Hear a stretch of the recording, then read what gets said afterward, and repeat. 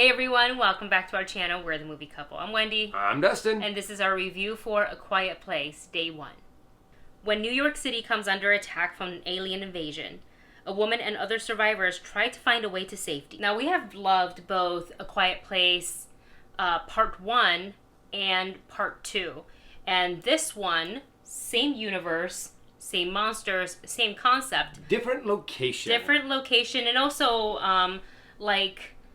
I feel like because in Part 2 we got to see essentially their version of Day 1 at their location, it's really cool to see a bustling city like New York City go under attack, and just because it's so loud and noisy and alive all the time, these creatures that are drawn to sound sort of, in a lack of better phrasing, ate it up. Yeah, and also with this movie, with A Quiet Place Part 1, there was a few monsters. In Quiet Place Part 2, there were a few more.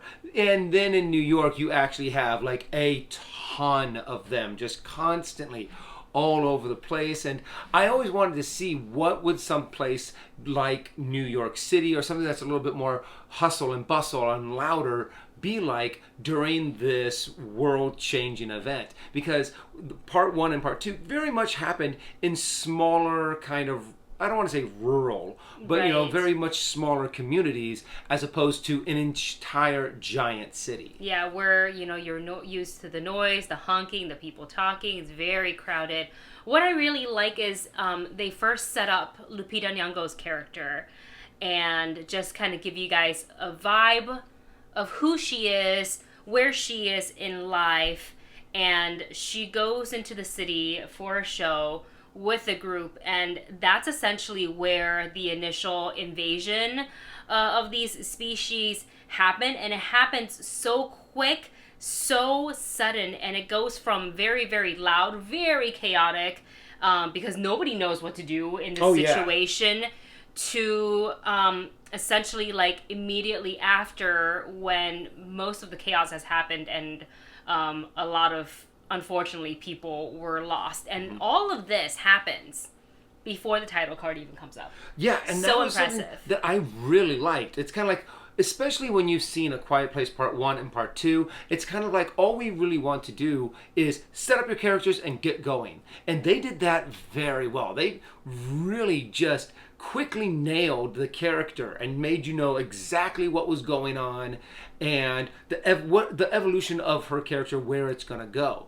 Now, I just loved how quickly they got into it, because it really got us into what we really want to see in this is how are they surviving? How are these different characters going to intermix? What the human society part.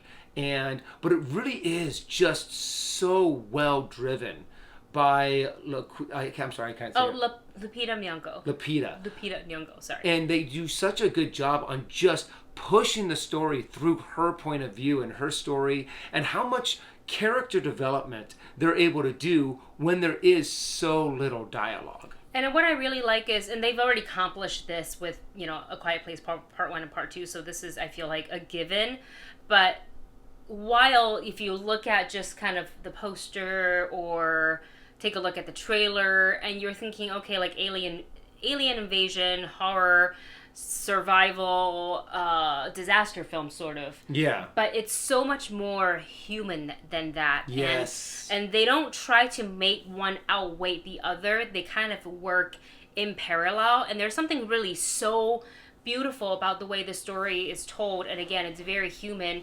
And we're being very vague about these characters and kind of their whole story. We're not telling you that in this review, just because I feel like it's important for you to find out on your own. And you'll find out within like the first 5-6 minutes of the movie, honestly. So we could go ahead and say it if we wanted to, but I really feel like, because I actually didn't know, right? Yeah, me neither. Not from watching the trailer, so to find out in the movie, I was like, okay. Yeah, go ahead. No, you go.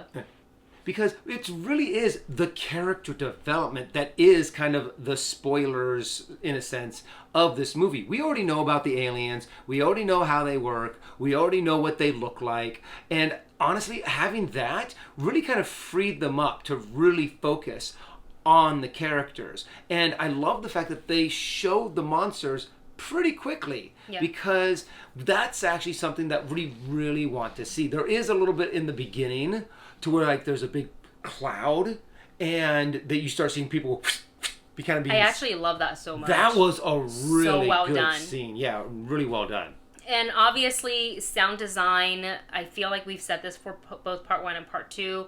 Spectacular for this movie when it's loud and when it's intentional. It's really great. And then when they go to that quiet, it's also very intentional. Very, very fantastic. Place with the audience. I really love it. Like, you guys have to, when you see this, really highly suggest you go into a Dolby Cinema. I think we were in an IMAX. No, we were in a Dolby. A Prime? We were a Prime. It just sounds so excellent. Your seat vibrates. What I also really like in this movie, you kind of touched on it before, where in A Quiet Place Part 1, Part 2, you saw some monsters, but not a whole horde of them. Yeah. This movie, you get that, and the thundering hoof sound as a sound pulls aggro, if you will, and they all like travel this way. It's so scary. Dustin had, I'm going to tell your story. Okay. Dustin has his like heart monitor watch. Mine doesn't do this, but it tells you like the stress level, and yours kind of was peaking throughout the whole movie. Yep. I just stress ate my curly fries. So when we say it's human, we don't want you to think that, oh, well, they took like what was also great, which is like the horror element of it, out of it. They definitely didn't. You are holding your breath. I think not as bad as in A Quiet Place Part 1, because that was the first time all of us like experienced that. Yeah. But I was still pretty quiet during this. But that's what they did. They did keeping the heart and soul of this movie franchise very well, to where the other, like, I don't do very well with horror movies. Mm-hmm. I don't do well with slasher films and like thriller suspense movies. But this one, at its heart and soul, is a survival movie. It really does delve deep into the human psyche. It really delves deep a lot into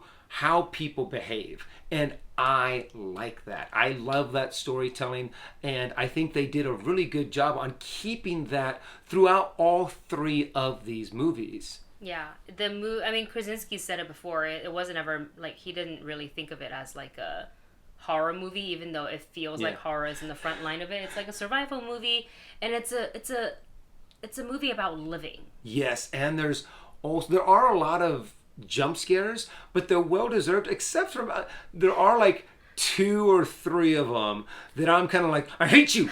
Why did you do that? One of them got you real good, and I was like, what's funny is like I saw that coming. When I saw the scene, I was like, oh, they're setting us up, and then literally I blinked and it happened. I was like, yeah, and you were like, oh, and of course I'm like. So I also want to talk about performance. We've already talked a bit about Lupita Nyong'o, which, if you follow her career, she is a phenomenal actress. Who can deliver so much with a look, and we've already know this from watching her previous film. She does exactly that in this movie. It's very intense, and you feel all of her emotions when she's scared, when she is, kind of determined to, like, I am going to survive this moment right now, and to push down her fear, and just to let it out later, which is, wow, it's so complex. And then we have Joseph Quinn, who is in this also. And again, not a lot of lines, but we're not sitting in a quiet place listening for monologues. It's more than that. It's their expression, their physicality, and how much they can express without saying a word, or maybe just a couple whispers here or there. I really am excited to see him in all the future projects, because I think he is really, really great. So with that said, we're going to go ahead and give you our rating for A Quiet Place Day 1. The movie couple rating scale is listed for you in the video description below. Look, I was highly anticipating this movie already, considering how much I loved part 1 and part 2, and I'll tell you that I was not disappointed. In fact, I feel like this exceeded even my expectation, because there are things that is in the story that we were vague about, that we didn't tell you, that really surprised me, that really added to this movie. Sound design is excellent. Gorgeous. Yeah, the visual is fantastic. Definitely need to experience this in the movie with good sound. So whether that's Dolby for you, whether it's Prime, whatever it is, you gotta see it. That way, I'm gonna go ahead and give this movie Catch It Opening Night. For me, as a lot of you know, I'm not really big into the scary horror movie franchise, but for some reason, this movie just really draws me in. I really do enjoy watching every single A Quiet Place. I have enjoyed watching. This one does not disappoint. It has great sound, great visuals. Definitely go see it in a Prime or an IMAX. So my rating is check it out. And there you have it. That is our non-spoiler thoughts. Hopefully we kept it as non-spoiler for you as possible on A Quiet Place Day 1. Let us know your thoughts once you've seen the movie in the comment section below. Thank you so much for watching. Don't forget to like, share, and subscribe. We will see you in the next one.